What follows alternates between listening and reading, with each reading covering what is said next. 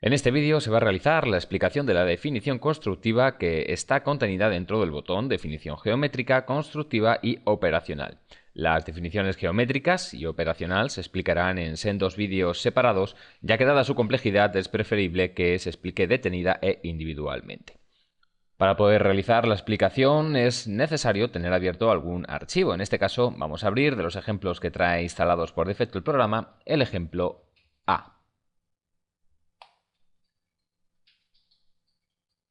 Abrimos este ejemplo, ya vemos que en la parte superior aparece el ejemplo A. En primer lugar, vamos a dirigirnos a la función definición geométrica, constructiva y operacional. Es la que aparece en la barra de herramientas con la imagen de un lapicero. Una vez dentro de esta función, observamos en la parte superior una barra de herramientas con las siguientes funciones. Esta imagen de un lapicero que vuelve a aparecer, sin ningún uso en este caso. El habitual botón de guardar. El siguiente botón es un aparejo de ladrillo, que es el botón de acceso a la base de datos, que explicaremos más adelante. Un botón con forma de llave inglesa, es el botón de acceso a las opciones, que también desarrollaremos más adelante. Y el último botón que aparece es una cruz que sirve para salir de esta función. Debajo de estos botones aparecen dos conjuntos de botones, uno vertical y otro horizontal, además de un área de visualización en la que se muestra la modelización en 3 dimensiones del edificio que se va definiendo. Esta es la zona donde se definirá la geometría del edificio, lo cual veremos en un vídeo también posterior. Como resumen del contenido de esta función, encontramos la gestión de la base de datos. En esta aplicación se definirá constructivamente el edificio. Ya sabemos, este botón del aparejo de ladrillo. La función opciones, donde se definen las opciones por defecto que utilizará el programa. Es este botón de la llave inglesa. Y la definición del edificio, donde se definirá la geometría del edificio. Es justo aquí donde aparece el edificio. Y también las condiciones operacionales, que son solo para edificios de gran terciario. Sería este botón con el símbolo del reloj, que en este caso no se podría marcar. Vamos a comenzar explicando la aplicación gestión de la base de datos, por lo que pulsamos sobre el botón con la imagen del aparejo de ladrillo. Aparece esta nueva ventana que se divide en dos zonas. La parte izquierda, donde aparece un árbol organizativo de los elementos que componen este proyecto. Y la parte derecha, donde se muestran los datos del elemento seleccionado en el árbol de la izquierda.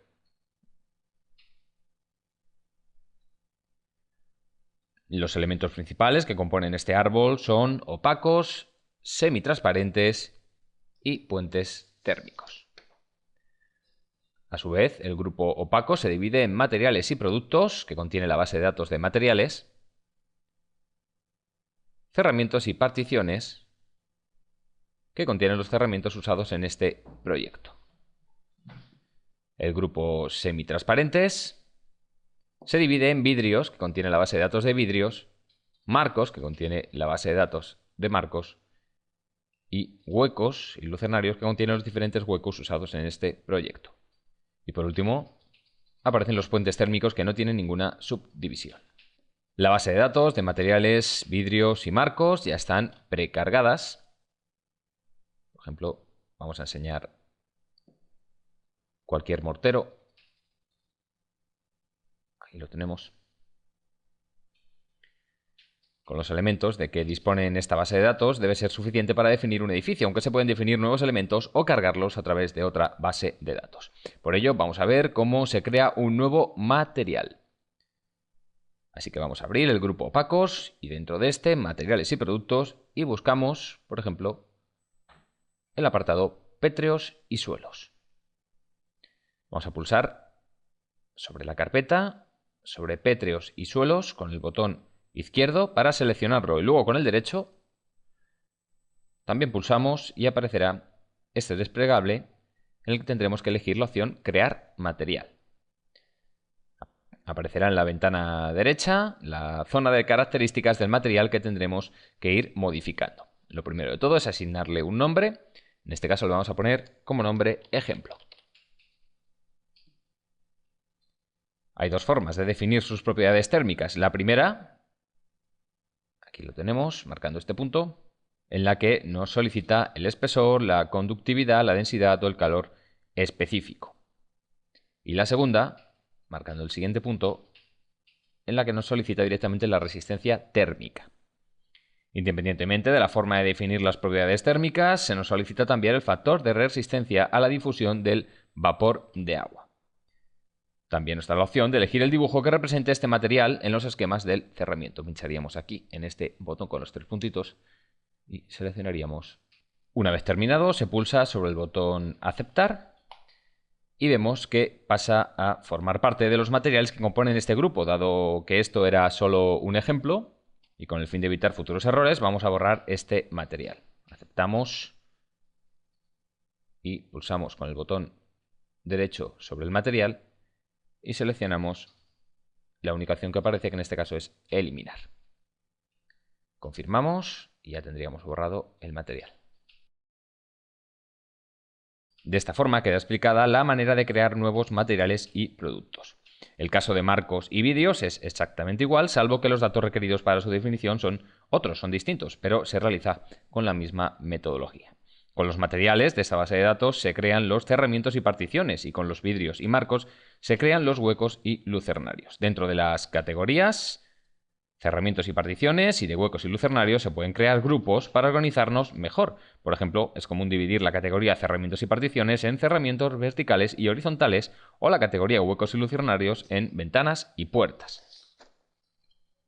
Por lo tanto, vamos a ver cómo se crean estas categorías. Para ello, vamos a dividir el apartado cerramientos y particiones. Para ello, lo seleccionamos con el botón izquierdo y pulsamos el derecho y en este desplegable pincharemos la opción crear grupo cerramiento. En la ventana emergente vamos a escribir el nombre a asignar, en este caso vamos a llamarlo cerramientos verticales. Aceptamos, aquí aparece la subcarpeta cerramientos verticales. De igual forma que hemos creado un nuevo apartado dentro de la categoría cerramientos y particiones, se haría con la categoría huecos y lucernarios. Bien, para crear un cerramiento partición o un hueco lucernario, según el caso que sea, pues pulsaríamos en la carpeta en la cual queremos que esté contenido este nuevo elemento. Esta carpeta puede tratarse de una de las carpetas principales, cerramientos y particiones, huecos y lucernarios, o de una de las subcarpetas que hemos creado nosotros para organizar estos elementos más claramente. Lo que vamos a hacer es crear un cerramiento dentro de la subcarpeta cerramientos verticales y vamos a definir la típica fachada de ladrillo cara vista, que está compuesta por un ladrillo cerámico perforado de 11,5 centímetros, un mortero de 1,5 centímetros, una cámara de aire no ventilada de 2 centímetros, un aislamiento térmico de 3 centímetros con conductividad 0,32 vatios partido metro grado Kelvin, un ladrillo hueco doble de 7 centímetros y un guarnecido de yeso de 1,5 centímetros. Por lo tanto, seleccionamos la carpeta, en este caso la subcarpeta cerramientos verticales, y después con el botón derecho pinchamos sobre ella. En esta ventana elegimos la opción crear cerramiento. Lo primero de todo es poner el nombre que le vamos a asignar a este cerramiento, por ejemplo, fachada cara vista. Tras ello habría que introducir las capas del cerramiento. Recordamos que los cerramientos verticales se deben definir desde la capa exterior a la capa interior. Empezamos, por lo tanto, con el ladrillo cara vista. Así que en el desplegable grupo de materiales buscamos fábricas. Lo seleccionamos.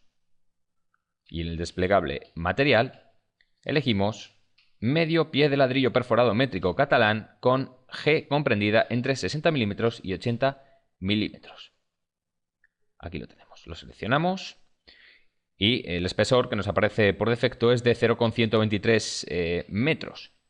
Lo vamos a modificar a 0,115. Una vez realizado esto, pulsamos sobre el botón añadir y aparece dentro de esta ventana.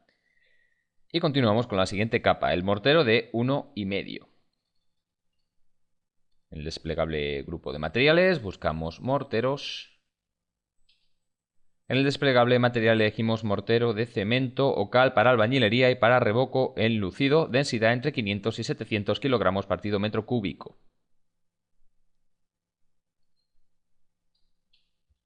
El espesor que aparece por defecto es de 0,02, lo cambiamos por 0,015.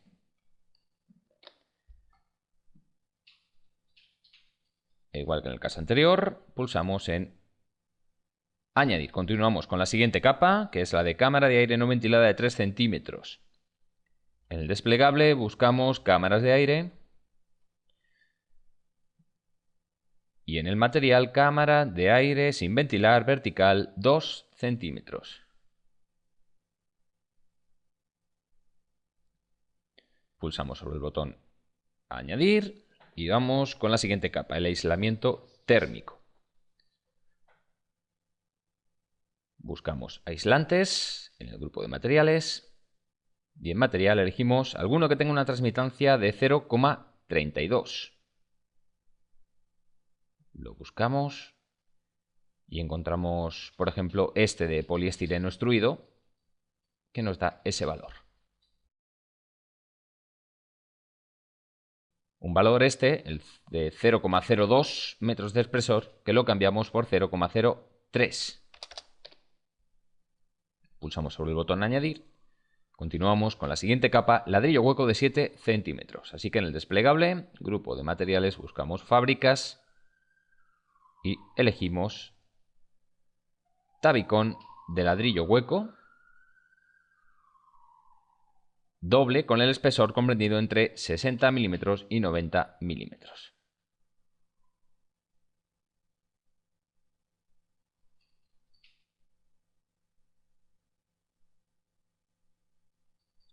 El espesor que aparece por defecto es de 0,075. Pulsamos en el botón añadir y continuamos con la siguiente capa, guarnecido de yeso. En el desplegable, grupo de materiales, buscamos enlucidos